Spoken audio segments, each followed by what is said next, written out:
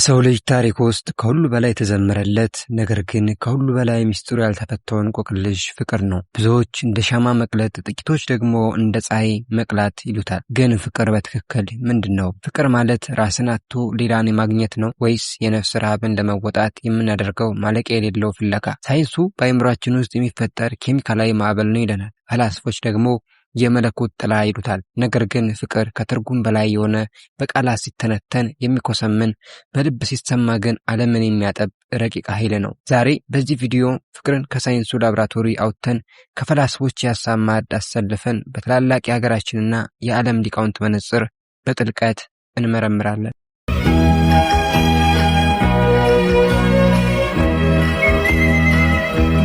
ፍቅር ማለት ምን እንደሆነ ለመተርጎም መሞከር የሰማይን ስፋት በስንዝር ለመለካት እንደመመኘት ነው። እያንዳንዱ የሰው ልጅ እንደየአመለካከቱ እንደየነፍሱ ጥልቀት የፍቅርን ትርጉም ይለያል።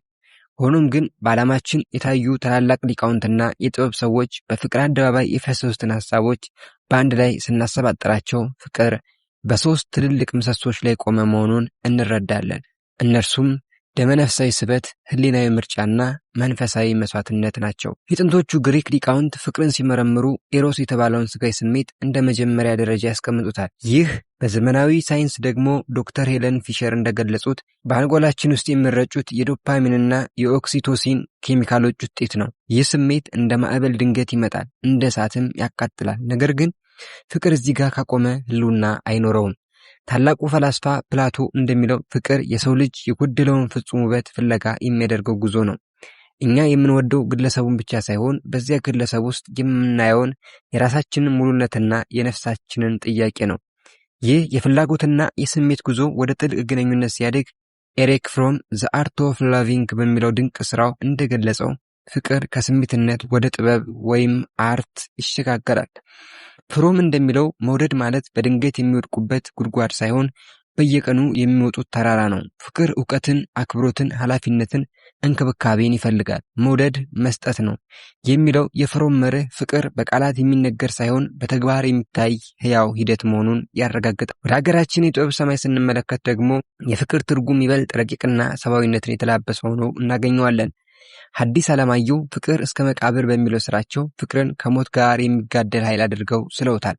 ለበዛብህና ለሰብለ ወንጌል ፍቅር ማለት ከማህበራዊ ወግና ከደረጃ በላይ የሆነ ነፍስን ነፃ የሚያወጣ እውነት ነው። ይህ ፍቅር ነው ሎሬት ጸጋዬ ገብረመድኅን እሳት ወይ አበባ እያለ የዘመረለት። ፍቅር እንደ አበባ የሚፈካ ውበት፣ እንደ እሳት ደግሞ ኩርኩርን የሚያነጥር ፈተና ነው። በጸጋዬ እይታ ፍቅር ያለ መስዋዕትነት አይገኝም። እንደ ብረት በእሳት ካልተቀጠቀጠ አይጸናም። ፍቅር በመጨረሻም ደረጃው ላይ ሲደርስ ወደ መንፈሳዊነት ይቀየራል። የፋርሱ ፈላስፋ ሩሚ እንደሚለው ፍቅር ወደ እግዚአብሔር መድረሻ ድልድይ ነው። ሰው ሰውን ሲወድ በዚያ ውስጥ የፈጣሪን አምሳል ያያል። ይህ በክርስትና አስተምሮ አጋፔ ተብሎ የሚጠራው ለራስ ሳይሆን ሌላው የሚሞቱለት ቂምን የማያዝ ሁሉን የሚታገስና ተስፋ የማይቆርጥ ፍጹም ፍቅር ነው። በአጠቃላይ ፍቅር በመጀመሪያ ዓይንን የሚያሳውር ስሜት ቢመስልም መጨረሻው ግን የነፍስን ዓይን የሚከፍት ብርሃን ነው። ፍቅር ማለት የራስን ደስታ በሌላው ደስታ ውስጥ መቅበር ነው። የሌላውን ሕመም እንደ ራስ ስጋ መቁጠር ነው። ሳይንሱ በኬሚካል፣ ፈላስፋው በሐሳብ፣ ገጣሚው በቅኔ ሊገልጹት ቢሞክሩም ፍቅር ግን ከነዚህ ሁሉ በላይ ሆኖ ይኖራል።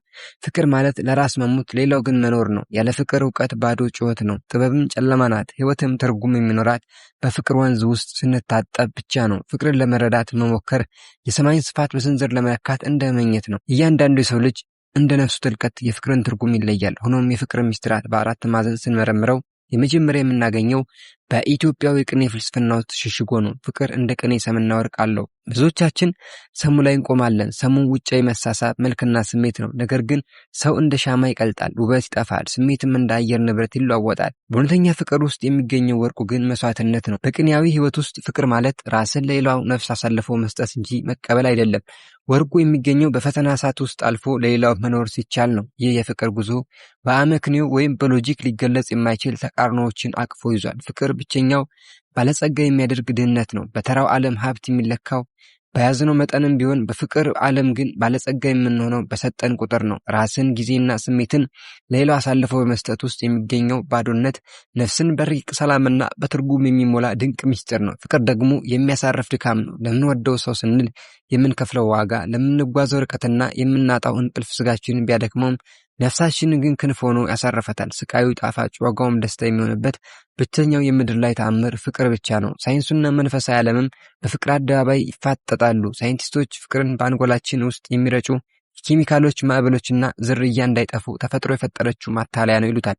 ነገር ግን ሳይንሱ አንድን ጥልቅ ጥያቄ መመለስ አይችልም። ለምንድን ነው የሰው ልጅ ምንም ጥቅም ለማያገኝበት እንዲያውም ለሚጎዳበትና ሕይወቱን ለሚያጣበት ዓላማ ለምሳሌ ለሀገር ወይም ሌላ ሰው ደህንነት ራሱን የሚሰዋው? ይህ ራስን መካድ ከባዮሎጂ ሕግ በላይ የሆነ ቁስን የጣሰ መንፈሳዊ ድልድይ መኖሩን ያረጋግጣል። አካል ይበሰብሳል፣ ኬሚካሎች ይቆማሉ። ፍቅርን ግን ከመቃብር በላይ በታሪክና በነፍስ ውስጥ መኖሩን ይቀጥላል። አጠቃላይ ፍቅር መጀመሪያ ዓይንን የሚያሳውር ስሜት ቢመስልም መጨረሻው ግን የነፍስን ዓይን የሚከፍት ብርሃን ነው። ፍቅር ጥያቄ ሳይሆን ራሱ መልስ ነው። ሕይወትም ትርጉም የሚኖራት በዚህ ረቂቅ ወንዝ ውስጥ ስትታጠብ ብቻ ነው።